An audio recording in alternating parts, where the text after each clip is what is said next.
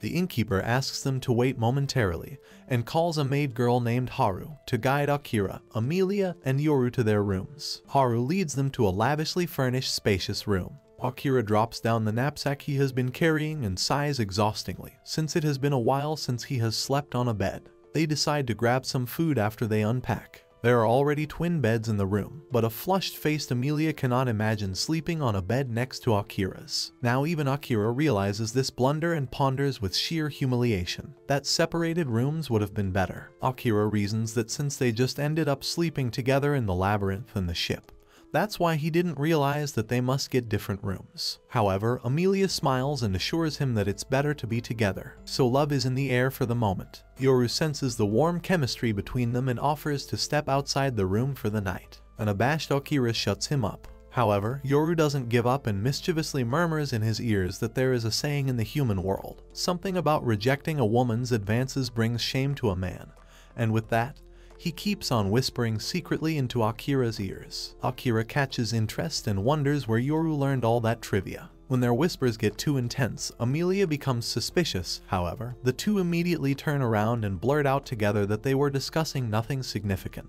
A red-faced Akira immediately dashes out of the room to grab something to eat, leaving a flabbergasted Amelia to reflect on what just happened. She realizes with a warm glow on her face that if it's Akira then she wouldn't mind getting closer. As the night falls, a groaning Amelia drops on her bed, unable to move or even eat a single bite. That is not so surprising for Akira, because Amelia ate way too much that night. As Akira lays down on his bed in solace, he wonders how long it has been since he was last able to relax like this. He begins to calculate whether it was the time he was summoned to this world. However, even then, he lived like he was under surveillance. His thought process is disrupted by Amelia noticing that Yoru disappeared suddenly from the room.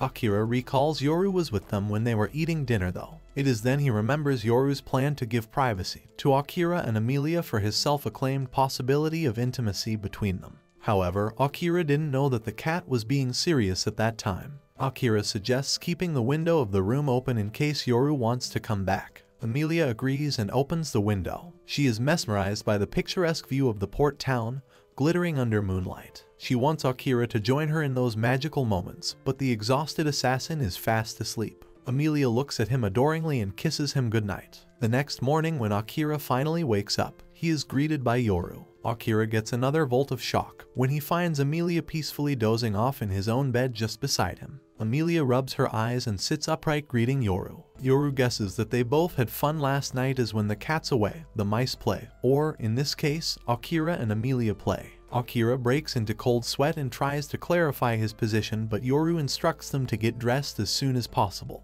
as it is time someone might visit them. They both follow Yoru, immediately get dressed, and sit around the coffee table to wait for the unknown visitor. Soon there is a knock on the door and Haru announces that the guest has arrived. Akira glances at Amelia, who gives him an affirmative nod. Akira allows Haru to let the guest in. Haru announces that Master Blacksmith, Sir Crow, has arrived to visit them. Akira is astonished to see a master blacksmith in front of his eyes. Crow is a sharp-faced beast man who gazes at them with a solemn expression. Yoru proudly states that Sir Crow is the best blacksmith in this world. Now only that but Crow was the previous hero's party member. Meanwhile, at the royal castle in Rarest, a bright limelight engulfs the king as he stands dolefully in front of a memorial of an unknown lady surrounded by flowers. The king is holding a bouquet of flowers and refers to that halo of the lady as Sophia. A bewildered Akira still cannot believe that the world's best blacksmith is standing in front of him, and also he once belonged to a hero's party. One can't blame Akira for repeating things as he might be going through his morning blues. Crow couldn't believe either that he would be summoned by Nightmare of Adoria, the same term previously used by another beast man,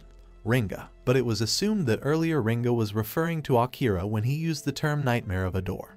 But in a shocking revelation, this title belongs to Yoru. Yoru coolly declares that of all the blacksmiths in this world, Crow is the only one skilled enough to entrust Akira's weapon with. Yoru climbs up the best, curls, and closes his eyes, leaving the rest to Crow to handle. Of course, he is still a lazybones feline. Soon Crow and Akira introduce themselves and exchange pleasantries. Akira also introduces Amelia to Crow. Crow corrects them that his actual name is Kiruo and reveals that he knows Akira's story despite the details. He requests Akira to let him look at his weapon, and Akira readily obliges by cracking open his sword and presenting it to Kiryuo. Kiryuo deeply examines the sword and observes that Akira hasn't done a bad job regarding the maintenance of the sword. However, it still needs some help. He points out the scratches and marks unfortunately engraved on the great weapon and refers to them as wounds. Kiryuo figures out that Akira used the sword a lot while in the labyrinth in Kontainen. Akira gasps in astoundment as Kiryuo has guessed everything correctly. Akira wonders whether Kiryu can fix his sword. However, Kiryu's talents cannot be underestimated, but it would be difficult for him to gather materials. According to Yoru, they need to start gathering the money and materials needed for the repairs around here. He suggests that they can always make money by hunting monsters. However, gathering materials can be a troublesome job. Kiryu begins dismantling the sword, wraps a cloth around the blade, and returns the rest of the parts to Akira as he is only concerned with the blade. Kiryu prepares to leave and hands down the list of required materials to Akira. Once Akira has gathered the materials, he can always call Kiryuo, and with that he immediately leaves, slamming the door behind them. Emilia, in a state of trance, opens the door and trails after Kiryuo. Yoru is suspicious and suggests Akira go after them. However, Akira knows that Emilia must be having something in her mind. Akira decides to work solo as he has to earn money and gather materials to fix his beloved sword, Yatanakami. Before leaving, he asks Yoru to stay close to Emilia and watch over her. Now Yoru is startled because why the hell he has to act watchman to Emilia. Akira has given him this task because both Akira and Yoru are connected.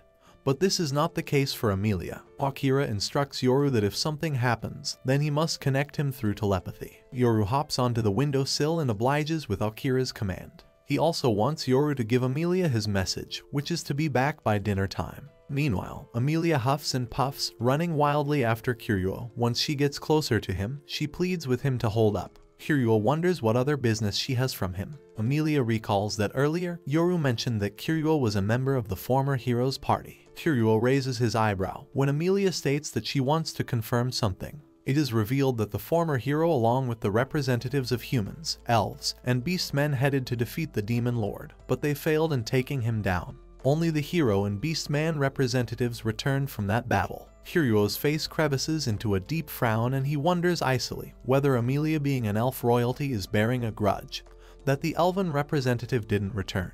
However, Emilia has no such malicious intentions. It is that she is only amazed that Kiryuo along with the former hero survived. She apologizes for offending him and explains that she thinks highly of his magnificent strength. However, it can be seen that she is actually clenching her fists. She begs Kiryuo to teach her how to fight. Meanwhile, Akira trots along the port town and heads towards the Adventurers Guild. His mind feels peaceful and serene as he notices that since Emilia and Yoru are not around him, he is not attracting any unnecessary attention. On reaching the Adventurers Guild, Akira questions Miru about the registration procedure. Miru guesses that Akira wants to register as an adventurer and provides him with a registration form. She provides him with options that he can either write the form by himself or else they can also take dictation. However, Akira conveniently chooses to fill out the form by himself. Miru gazes at him gleefully, and Akira conjectures that Miru doesn't remember him well. He recalls how he directly met with the guild master, Ringa, back then. It's been a while since Akira feels how little people notice him. Miru provides him with a gray rank dog tag, as Akira will start as a first rank adventurer. In this guild, from the top, the ranks are gold, silver, red, yellow, blue, and gray. She asks him to wear the tag around his neck, as it will also serve as an ID. For this reason, he must keep it safe. Miru makes sure Akira wants to know about anything else. Akira is curious about entering the labyrinth in the port town. Miru guesses that Akira came to Yoru for the labyrinth, and she assures him that he is at the right place, since this continent's labyrinth is in Yoru City only. But in order to reach that labyrinth, Akira must first aim to become a yellow rank adventurer, as entering the labyrinth here is limited by rank. Miru warns him that the labyrinth here, in comparison to the labyrinths in Kontainen and the forest, is quite troublesome. Now with great difficulty, Miru tries to explain that the monsters in that labyrinth are weak to physical attacks, but in exchange, they don't have any obvious weak points. Akira ponders that it will be a great training experience for him about how to fight flexibly. He expresses full confidence in his own skill in front of a baffled Miru, who has seen countless newbie adventurers overflowing with overbearing, only to lose their lives in the end. Still, Miru provides Akira a chance to first prove his skill by advancing to the yellow rank, and then they can talk about it. Akira readily agrees. Meanwhile, Kiryu is busy carving a small piece of woody trunk when out of the blue an axe appears and chops the wood trunk in half. Now, Kiryu knows about the person who has performed this act and wonders how long she is. Even Amelia is hard-headed and decides to continue pestering him until he agrees. Kiryu wants Amelia to give up as he has no plans to take up discipleship. He recalls that many people have come to ask for guidance in the past, but not one stayed after experiencing his training, so it is next to impossible for a princess like Amelia to survive his training. Amelia insists that she is ready for this endeavor, and despite how she looks, she is still a silver rank. She admits that she is weaker than Kiryu himself though. Unable to nail her down, Kiryu asks Yoru to help him convince her to give up on her foolish wish. Yoru, who is perched majestically on a tree branch, refuses to intervene, because he knows that Lady Amelia is the worst at giving up, and can stomach more than anyone in this world. Kiryu still isn't convinced, as he feels that only the strong survive in this world, and certainly, there is a realm out there that the princess could never reach. With that, he enters his cabin and slams the door behind him. What's the logic behind slamming and banging doors? Only lunatics and airheads do that. A dejected Amelia settles down on a large wooden log and ponders that the weak still have a chance to tip the scales, as they fight to make sure they can seize that chance. She knows that Akira seized it with his own hand, and now she wants to follow his example. An obstinate Amelia vows to become stronger in order to fight side by side with Akira. At the beginning of the chapter, the whole map of the port town of Yoru is given. A stubborn Amelia is waiting the whole day for Kiryu to reappear, but he does not. The following evening, Kiryu is thoroughly startled when he sees Amelia waiting for him. He comes out of his house to draw some water from the well. Amelia approaches him, bows respectfully in front of him, and begs him to teach her to fight. However, Kiryu is still headstrong in his beliefs, so no matter how low Amelia bows her head in front of him, what's impossible will always remain impossible to him. Yoru figures out that it will be Amelia's test of endurance. Amelia smiles reassuringly. Soon a hearty fragrance strikes Amelia's nostrils, and suddenly she feels pangs of hunger in her stomach. When her stomach growls like a big gray wolf, Yoru gasps in a panic that he actually forgot to give her Akira's message. Sometime later, a panic-stricken Amelia is kneeling in front of him with a humiliated Yoru, when Akira reminds them with a sarcastic smile that it is already dinner time.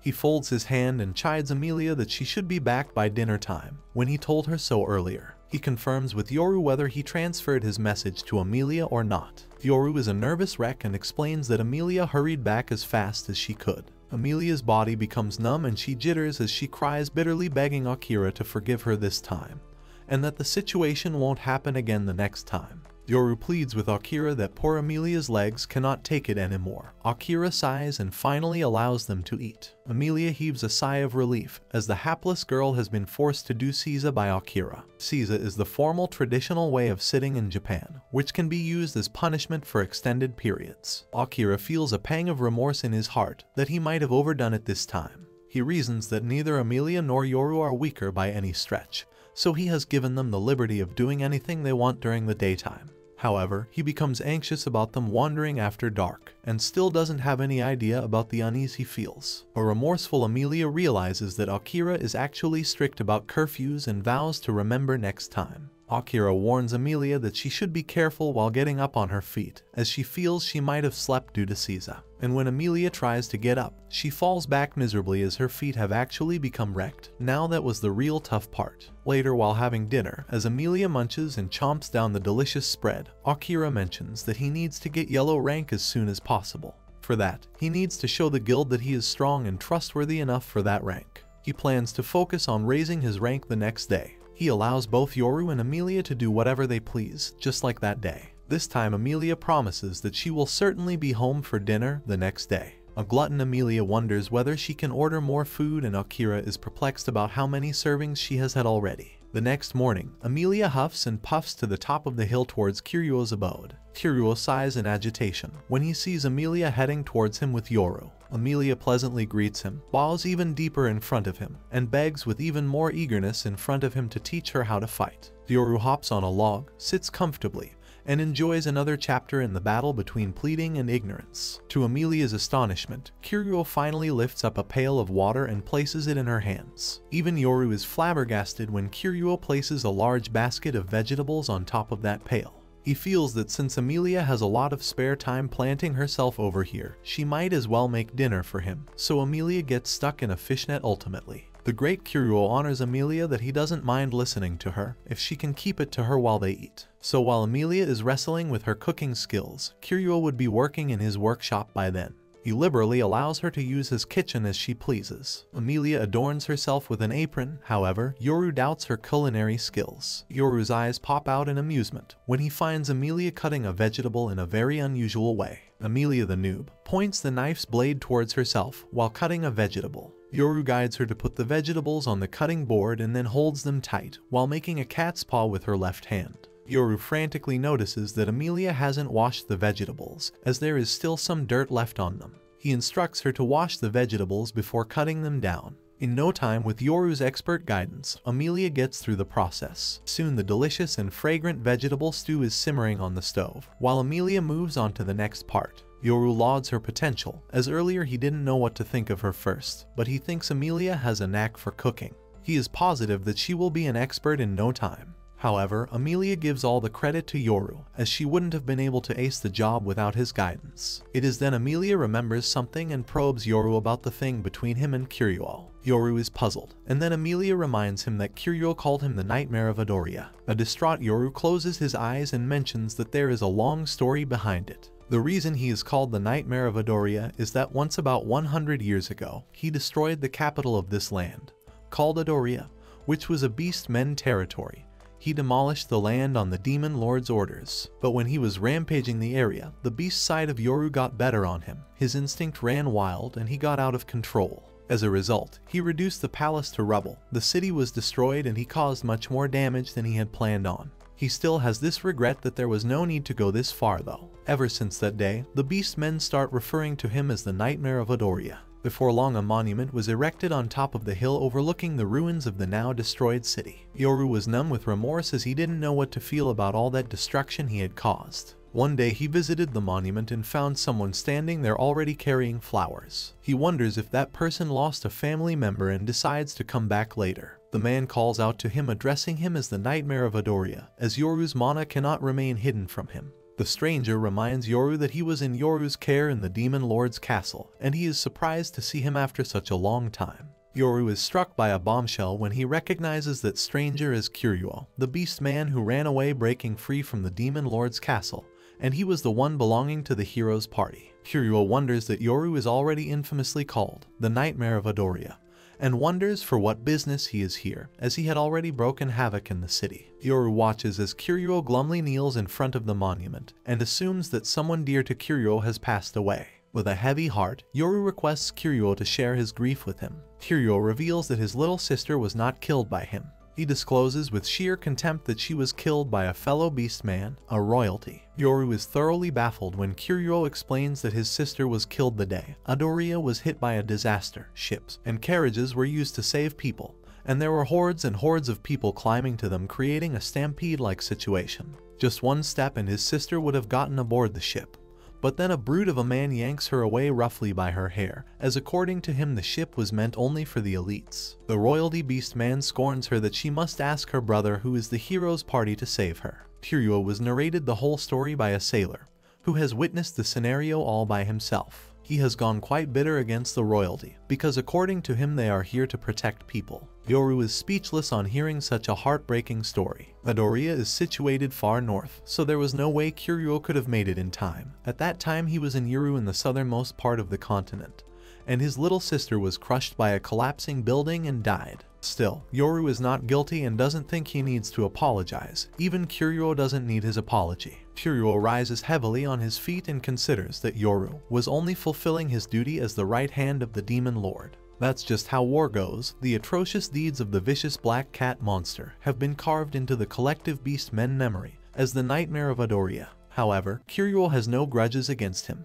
His face distorts in sheer wrath when he thinks of that arrogant and ruthless royalty beast man, and vows that the one he should take down to avenge his little sister is Graham Cluster of the royal family. Now Graham is the same beast general, whom Akira and Yoru are also looking for, the one who was involved in the horrendous kidnapping in the Elven country. Meanwhile, at the guild, Myru is astounded as in just one afternoon, Akira manages to complete quite a number of requests. Akira affirms that the only requests he can take at his current rank are just odd jobs after all, and there wasn't anything rock-breaking in that. Myru is fully impressed as one of the requesters is an obstinate old fart, who always finds some arbitrary reason not to stamp the request. Akira remembers that tough flesh to grind that took a lot of time. He remembers that after the shopping, the old man actually praised him that Akira sure knows how to pick vegetables, and also he had no complaints about the pork he had chosen. After that, the old man ordered Akira to massage his shoulders, and while relaxing he lauds Akira's manners, because according to him the adventurers in this city have no respect for their elders. With this, the old man keeps on blabbering to Akira's agitation.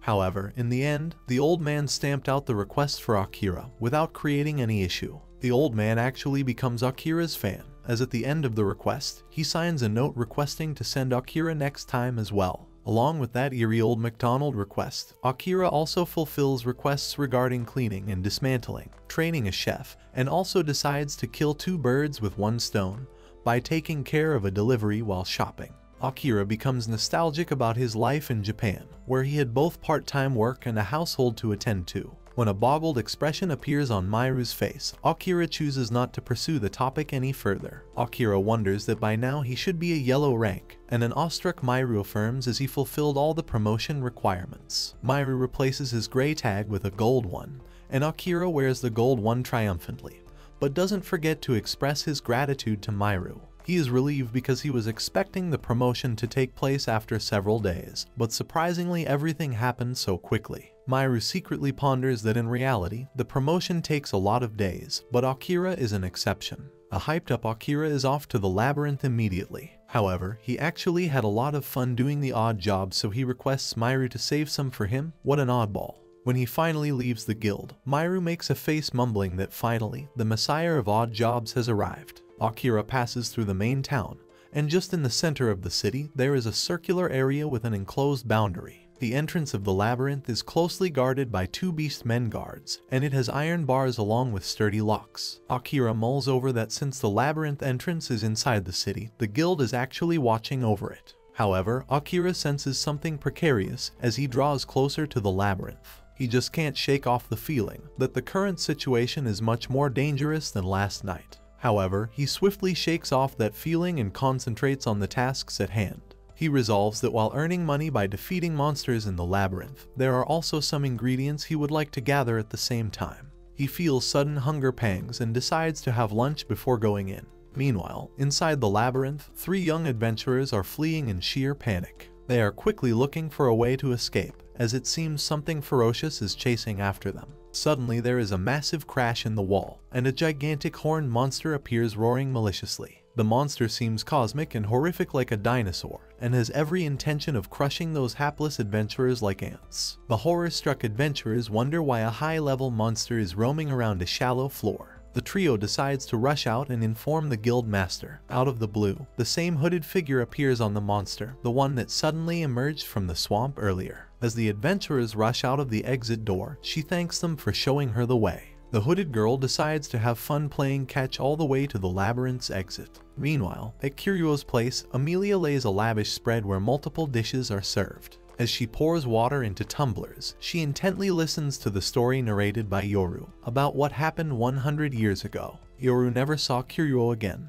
not since the day at the monument. However, Yoru had some idea that Kiryuo lived in Yoru, making a living as a blacksmith. After all, he is known as the most skilled blacksmith in the world. Now Amelia understands why Yoru brought Amelia and Akira here to repair Akira's sword. She wonders whether Kiryuo looked the same 100 years ago. Yoru recalls that nothing has changed about Kiryuo. Amelia remembers that long ago, she has learned that beastmen have much longer lives than humans, though not much longer than elves. Still, she feels that Kiryuo appears quite youthful after such a long time. Yoru reasons that a beast man's appearance is closely related to how much mana they have. The more mana they have, the younger they become physically. Emilia has heard that the members of the previous hero party had someone whose mana was on par with demons, so now she reckons that person must be Kiryuo. Yoru agrees that Kiryuo has an extraordinary amount of mana, but that's not all he has. Yoru reveals that Kiryuo is very special. Emilia is curious when sudden footsteps can be heard, and almost immediately,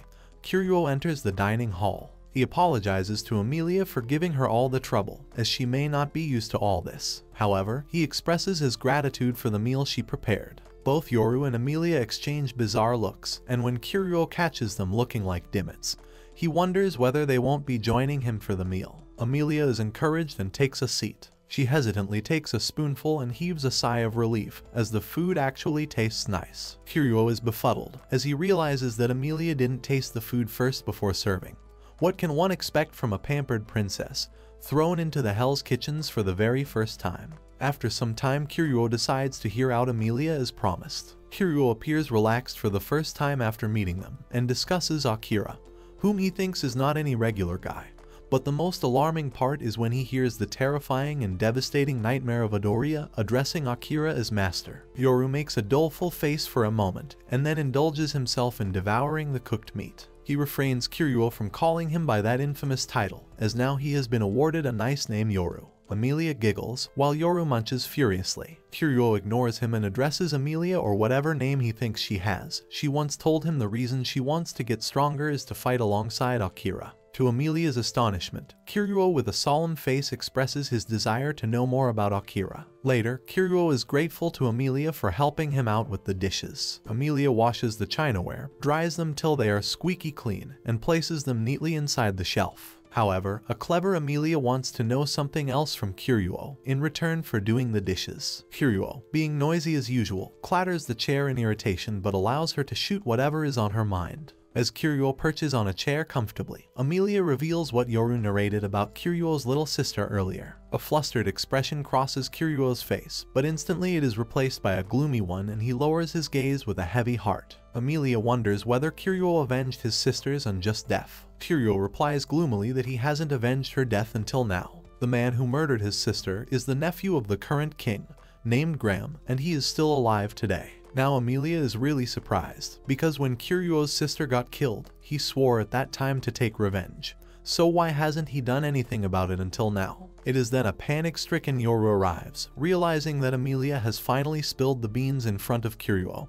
This will happen if you tell a woman with a weak stomach your deep-buried secrets. Kiryuo wrathfully clenches his fist and yells madly, as he is so keen on taking revenge and wants to kill Graham so badly. However, he is certain that his little sister wouldn't like that, because she is a very kind girl. Emilia urges him that if she were his sister, then she would have wanted him to take revenge no matter what. When a realization dawns on Kiryuo, his eyes begin to burn with fire, emitting sheer rage. He slams his fist with a bang on the table, gritting his teeth and yelling at Emilia for being weird. However, the wrathful expression is instantly replaced by a shocked one when he witnesses Emilia's calm and pacified expression. He suddenly has an illusion that his little sister is standing right behind him, and he turns around furiously. However, he is flabbergasted to find nothing but a vacuum behind him. He instantly turns towards Emilia and registers that she has a special skill. Her eyes have the power to see something beyond a normal being can. He probes her about what she has seen earlier. Emilia closes her eyes and refrains from revealing anything to him. She warns him that whatever she has seen is not something Kiryuo will be able to bear or want to know. However, as a person who has seen something unusual and can see everything, she would really want to give him a piece of advice: to stop using his little sister as an excuse for everything, as it is pointless. Kiryuo's eyes close in sheer distress. After an uncomfortable pause, he asks Emilia to leave and expresses his gratitude for the delicious meal she had cooked. Emilia dutifully bows her head and leaves with Yoru, leaving Kiryuo to do some serious rethinking. While heading home, Yoru wonders whether she has done the right thing, and Emilia is fully confident. Emilia realizes that even if someone so much hung on the past and depressed were to teach her, she is certain that it would have been of no use to Akira. She gives up on her desire to learn combat training from him because, despite the way Kiryuo looks, he is kind and needs time to think about things. While they are walking, a strong gust of wind rustles the tall trees, furiously catching them off guard. Emilia has this ominous feeling around her coming from a particular direction. She observes that the precarious sensation is coming from the center of the city, where the entrance to the labyrinth is situated. Out of nowhere, Akira rushes ragingly towards the labyrinth entrance, accidentally hitting someone. The guy barks at him madly for almost slamming him down. However, Akira ignores him as his total focus is on the dangerous vibes coming out from the entrance. He finally understands why he felt something was off earlier. It was an extremely faint activation of danger sense. Both Akira and Amelia have this menacing sensation that something horrendous is about to break out from the labyrinth entrance. Inside the labyrinth, the three Beastman adventurers hurry towards the main entrance door, and then begin to knock maniacally on it. The Beastman guards become suspicious and instantly open the door, only to find the terrified trio rushing out of it in a frenzy. The guards wonder about the commotion, when the adventurers pant and stutter that horrible monsters from deep levels have arrived and are about to break out. In no time, there is a massive explosion, and the whole front wall of the entrance bursts out into rubble. An enormous monster resembling a gigantic dinosaur appears from it, letting out a blood-curdling roar. The adventurers along with the guards let out cries of terror and flee for their lives. The monster completely demolishes the entrance to slither out, and one of the guards clangs the large bell 3 times to warn the city dwellers about the monster breakout. This is not it. The dinosaur-like monster is followed by several others of various types and species, but has one thing in common: brutality. The guards try to shut down the city entrance door before the monsters come rummaging in. They all try their best to hold those ferocious creatures back. Some call for reinforcements, and the guild master is immediately contacted. The guards instruct the civilians to immediately run for their lives. However, the poor civilians freeze to the ground in fright, as they cannot believe that the second one of the fiasco that occurred 100 years ago is about to hit their lives. The monsters rush towards the entrance in a large cluster, and the guards are unable to hold them back as they ragingly barge in the city. One of the horned beasts with huge canines takes a giant leap on the Beastmen guards, but before it can attack them, Akira appears and instantly stabs the horrendous monster with his sword. The civilians scream in terror as the battle between Akira and the monster intensifies. Akira telepathizes to Yoru, and Yoru along with Amelia instantly rushes towards him. Amelia has been given the task of successfully evacuating the citizens safely, while Akira focuses on keeping the monsters in check near the dungeon entrance. Until now, Akira has taken down the horned bull-type monster. A young beast adventurer is surprised to see Akira and wonders whether he is a new adventurer. There are agonizing screams arising from the entrance as people are trying their best to escape. The Beastman adventurer informs Akira that they are retreating, as the defenses aren't holding the monsters. The adventurer is freaking out, as very soon the monsters will break havoc in the town. The guild has announced an emergency summons for adventurers belonging to yellow rank and above. The Beastman adventurer urges Akira to join him. Akira notices that the beast adventurer belongs to the red rank, only a rank above the yellow rank. The adventurers have been ordered to split into squads for a large battle. In short, the guild is calling for a labyrinth raid. Meanwhile, the townies are rapidly evacuating the town, carrying whatever stuff they can easily manage. The whole town is in a state of chaos, as terrified people from all over run here and there, creating a stampede. An old man, who can barely walk, stumbles over and falls on the ground. When another person comes to help him, the old man urges that young man to leave him behind and to go on all by himself. The poor old man is so exhausted that he can barely make it. However, the young man doesn't leave his side, and out of the blue, a shadow covers over them and they hear the sound of flapping wings. The young man grabs the old man and pulls him closer, thinking that maybe they are being attacked by a monster. However, the monster is none other than the giant winged Yoru, ridden by Amelia. Amelia calls out to the unfortunate duo that she is here to help them. She urges them to hop on Yoru's back. However, when the two beast men finally get to see Yoru's face, they shriek in terror, as the black cat monster is none other than Nightmare of Adoria. The men begin to shriek in horror as they feel that Yoru is here to ambush them. Amelia watches them helplessly, unable to handle the situation. A wave of wrath prevails into Yoru, who hisses at them menacingly when he hears that doom title coming out of their mouths. The black cat draws closer to them, grabs the two terrified souls by his mouth, and soars to the sky. But before that, he warns the duo to call him Yoru. Meanwhile, the guild master Rinka announces that the gray and blue ranks will protect the citizens as they evacuate, and yellow and above ranks will work in a team of 2. However, if they are not confident, the adventurers can also work in larger groups, but they are under strict orders to never to move alone. Now, Akira is not very pleased about Rinka's decision, since he always prefers to work alone. It is then the red-tagged adventurer, named Sina, offers Akira to pair up with him. Now, Akira does not have any option but to affirm. Sina is the little brother of the guild master, Ringa. Now Akira is already cautious around strangers, however, now he has a solid reason not to let his guard down in front of Sina, being the sly, sneaky cat's brother. Akira feels stuck with a troublesome guy, or maybe he is overthinking.